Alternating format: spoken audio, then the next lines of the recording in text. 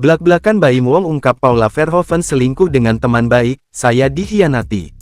Baim Wong akhirnya mengungkapkan alasannya menggugat cerai sang istri, Paula Verhoeven. Didampingi pengacaranya, Baim Wong akhirnya muncul mengungkapkan keretakan rumah tangganya. Hal itu karena adanya orang ketiga dalam rumah tangganya. Baim Wong mengaku ia dikhianati oleh Paula yang berselingkuh dengan teman baiknya sendiri. Saya dikhianati sama Paula, yang laki-lakinya itu adalah teman baik saya sendiri, kata Baim Wong lewat YouTube Intense Investigasi, Selasa tanggal 8 Oktober tahun 2024.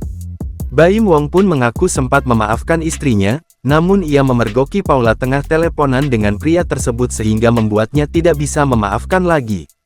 Pas kejadian itu saya sebenarnya sudah memaafkan tapi saya gak nyangkanya ada telepon dari pihak laki-laki kepada wanita. Paula itu berat sekali untuk dimaafkan, ujarannya.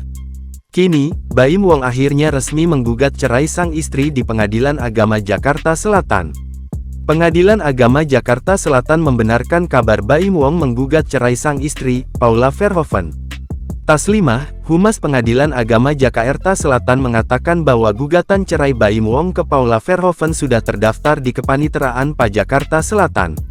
Untuk nama yang barusan disebutkan itu terdaftar di Kepaniteraan Pengadilan Agama Jakarta Selatan baru saja ya, ujar Taslimah di kantornya, Ragunan Jakarta Selatan, Selasa tanggal 8 Oktober tahun 2024, dikutip dari tribunnews.com. Taslimah mengatakan bahwa gugatan cerai Baim Wong sudah diajukan dari hari Senin tanggal 7 Oktober tahun 2024 kemarin.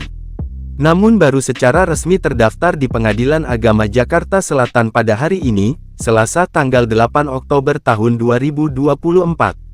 Sudah terdaftar di Pengadilan Agama Jakarta Selatan tanggal surat gugatannya tanggal 7 Oktober tetapi baru terdaftar tanggal 8 Oktober tahun 2024, tutur Taslimah.